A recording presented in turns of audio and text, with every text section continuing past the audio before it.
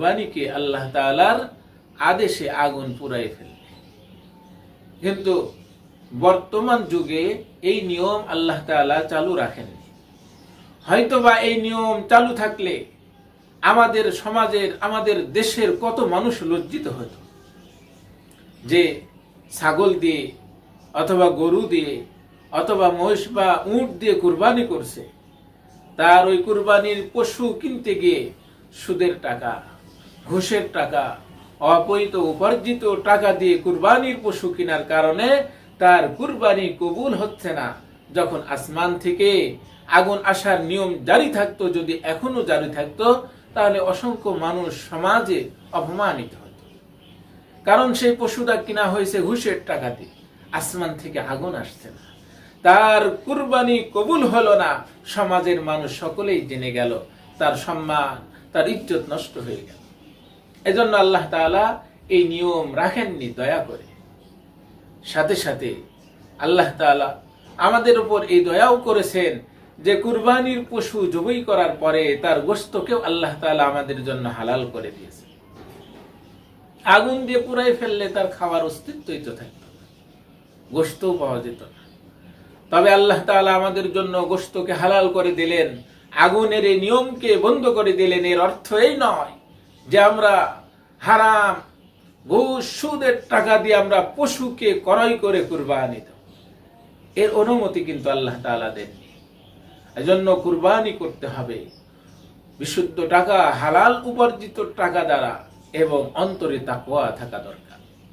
আল্লাহ তাআলা সূরা হজের 37 নং আয়াতে বলেন, লা ইয়ানালাল্লাহা লুহুমুহা ওয়ালা দিমাউহা ওয়ালাকিন ইয়ানালুহুত তাকওয়া মিনকুম।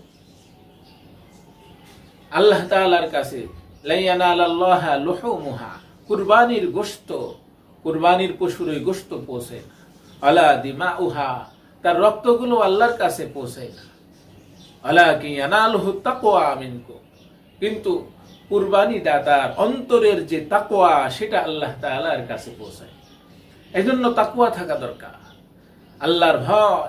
আল্লাহর ভয় অন্তরে রেখে সকল গুনাহকে বর্জন করে আল্লাহর বিধান সঠিকভাবে পালন করা, এটাই হলো মুত্তাকির বড় কাজ।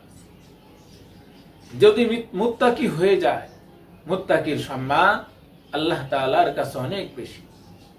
আল্লাহ তাআলা সূরা হুজুরাতের 13 নং আয়াতে বলে, এই পৃথিবীর মধ্যে আল্লাহর কাছে সবচেয়ে বেশি সম্মানিত তো সে যে মুত্তাকি, যার ভিতরে তাকওয়ার পরিমাণ যত বেশি থাকবে আল্লাহর কাছে তার সম্মান তত বেশি।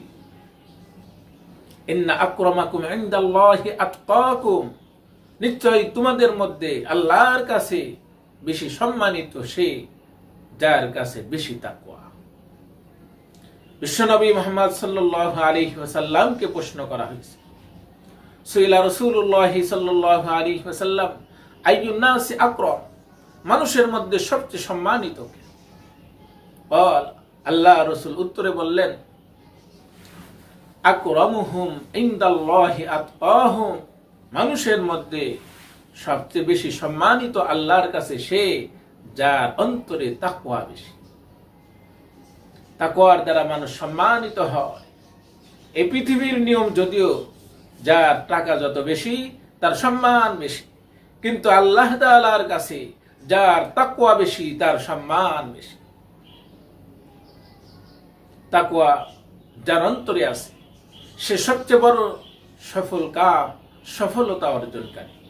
আল্লাহ তাআলা সূরা নূরের 52 নং আয়াতে বলেন, আমান ইউতিল্লাহা রাসূলাহু ওয়া ইয়াখশাল্লাহা ওয়া ইয়াত্তাকি ফাউলাইকা হুমুল ফাইজুন, যে আল্লাহ তাআলার হুকুম মানে, নবীর তরিকা অনুযায়ী জীবন গড়ে, ওয়া ইয়াখশাল্লাহ, আল্লাহকে ভয় করে, ওয়া ইয়াত্তাকি, এবং তাকওয়া অবলম্বন করে, ফাউলাইকা হুমুল ফাইজুন, তারাই হলো সফলতা অর্জনকারী।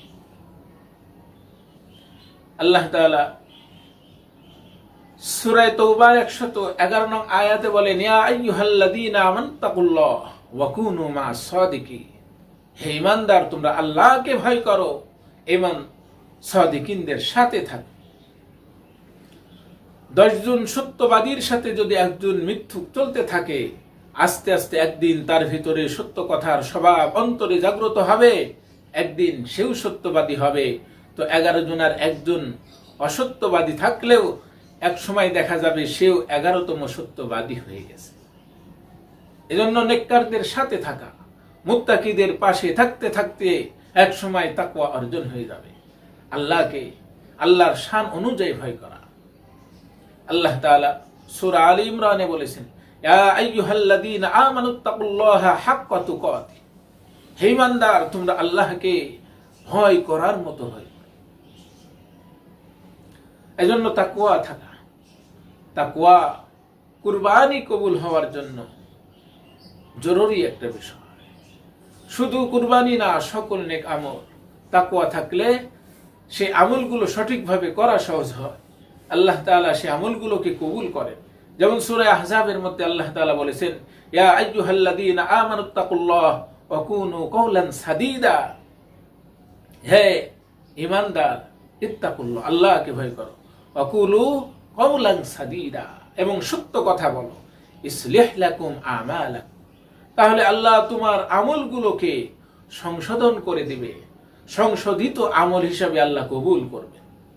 ওয়া ইয়াগফির লাকুম যুনুবাকুম, এবং তোমার গুনাহকে মাফ করে দিবেন।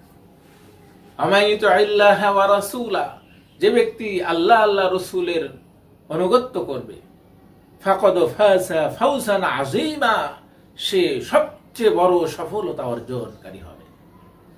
এজন্য তাকওয়া অবলম্বন করা।